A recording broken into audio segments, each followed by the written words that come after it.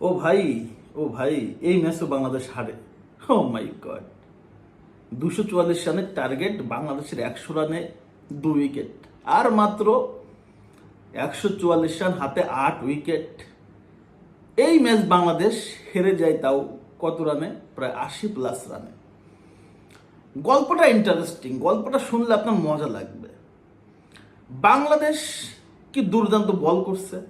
শ্রীলঙ্কা, চারিত আসালাঙ্কা তাদের ক্যাপ্টেন, সে সেঞ্চুরি করছে, কোনো সমস্যা নাই, রান বেশি করতে পারে নাই। বাংলাদেশের বলাররা যে টাইট বল করছে, ভাই বলাররা কি করবে? বলারের কাজ বলাররা করে দিছে, তাদের তো আর কোনো কাজ নাই। এখন কাজ হচ্ছে ব্যাটসম্যানদের। শ্রীলঙ্কার ঘরের মাঠে যায় 244 রানে শ্রীলঙ্কাকে অল আউট করে ফেলছেন, এই ম্যাচ জিততে পারবেন না। আসেন বাংলাদেশের গল্পটা বলি। বাংলাদেশের শুরুতে পারভেজ ইমন বেশি রান করতে পারে নাই, 11 নাকি 14 রান করে সে আউট হয়ে গেছে, ওকে ফাইন মানলাম। এবার টপ অর্ডারে ছিল কে? তানজিদ তামিম, তার সাথে শান্ত, একটা ভালো পার্টনারশিপ ছিল। একটা ভুল বুঝাবুঝির জন্য শান্ত রান আউট হয়ে গেল। শান্ত রান আউট হয়ে যাওয়ার পর 100 রানে মনে করে বাংলাদেশের 2 উইকেট। ওইখানটাতে ম্যাচ হারবে বাংলাদেশ কে জানতো? যে 108 রানে বাংলাদেশের 8 উইকেট পড়ে যাবে 100 রানে 2 উইকেট থেকে, কে জানতো? এটাই বাংলাদেশ, এটাই সার্কাস ক্রিকেট। ক্রিকেট ইতিহাসে এমন সার্কাস টিম আর একটা খুঁজে পাবেন না, গুগল সার্চ করেও খুঁজে পাবেন না। তো সার্কাস ক্রিকেট টিম কোথায় টাকা ঢালতেছে বাংলাদেশ, কোথায়? বা এর চেয়ে ফুটবলে টাকা ঢালুক, লাভ আছে? এসব আমার কাছে মুখের ভেতরে যে লেভেলের আসলে গালি আসতেছে ভাই, যে লেভেলের গালি আসতেছে, সেটা যদি ওদেরকে বলি, সহ্য করতে পারবে না ওরা,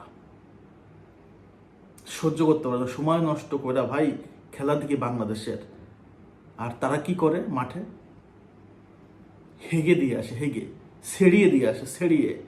এটা হচ্ছে বাংলাদেশের ক্রিকেট। জাকের আলী ওয়ানিক এমন একটা ব্যাটসম্যান ভাই, কঠিন মুহূর্তে কিভাবে নিজেকে শান্ত রাখতে হয়, পাথরের মতো স্পট থাকতে হয়, লোহার মতো কঠিন থাকতে হয়, দেখাই দিছে। এবং দেখাই দিছে না, রেগুলারলি জাকের আলী অনেক এটাই করে যাচ্ছে। যখন বিপদে পড়ে দল, তখনই সে এক কোনায় মনে করেন যে স্টিল হয়ে দাঁড়ায় থাকে, একদম মনে করেন সে দেয়াল। অপরদিকে আমাদের Litton Kumar, Tonton Kumar Das, Tonton, Dhaka university, not a student, Dhaka university, from Dhaka university. Towhid Hasan, Towhid Khan Hridoy, নাকি তহিদ হৃদয়, নাকি তহিদ খান, কি জানি একটা হৃদয় হবে নাকি নাম, আল্লাহ ভালো জানি। ঢাকা ইউনিভার্সিটি, শুধু জানি ঢাকা ইউনিভার্সিটি। Back call. তারপর হচ্ছে মেহেদী হাসান মিরাজ। মেহেদী হাসান মিরাজের কথা কিছু বলবো না, he is a good batsman Bangladesh টিমের, বাট প্রত্যেক দিন সে খারাপ ভালো করবে সেটা এমন না। কিন্তু বাকিরা, টনটন দাস একের পর এক বাজে পারফরমেন্সের পরেও টনটন দাস বাংলাদেশ টিম থেকে বাদ পড়ে না। আর যেই বাদ পড়ে বাংলাদেশ টিম থেকে, টনটন দাস বাদ পড়ে না।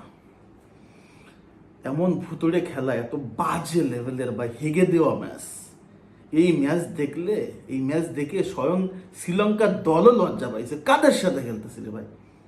যাদের ভিতরে ন্যূনতম কোনো রেসপন্সিবিলিটি নাই, ন্যূনতম ভাই ম্যাচ অ্যাওয়ারনেস নাই। কি এটা কোনো টিম হইলো? এটা কোনো টিম হইলো ভাই? যদি কোনো গালাগাল থাকে ভাই লিখেন, কার নামে লিখবেন, লিখতে থাকেন। আমার আর কিছু বলার আসলে নাই, কি আর বলবো বলেন? ওদের নিয়ে গরমে কথা বলাটাও বিরক্তিকর নিজের কাছে নিজেরই। 100 রানে 2 উইকেট, 108 রানে 8 উইকেট, বা এটা মানতেই পারতেছি না, কোনোভাবে মানতে পারতেছি না, এটা মানার সুযোগও নাই। আমার কাছে মনে হয় বিমান থেকে নামানোর পর এদের প্রত্যেকরে ভাই, এদের প্রত্যেকরে কামলার কাজ দেওয়া উচিত, কামলার কাজ দেওয়া উচিত। বাংলাদেশে ফুটবলটা হচ্ছে জনপ্রিয় খেলা, ক্রিকেট ঢুকেছে কোন হালার পুঁতে, তাদের ধরো, ধরে তাদের মনে করো যে বাস করে দাও, আর কোনো রাস্তা নাই। ক্রিকেট ধ্বংস, ক্রিকেট চুনা, বাংলাদেশ ক্রিকেট চুনা, পথে পথে রাস্তায়। ধন্যবাদ।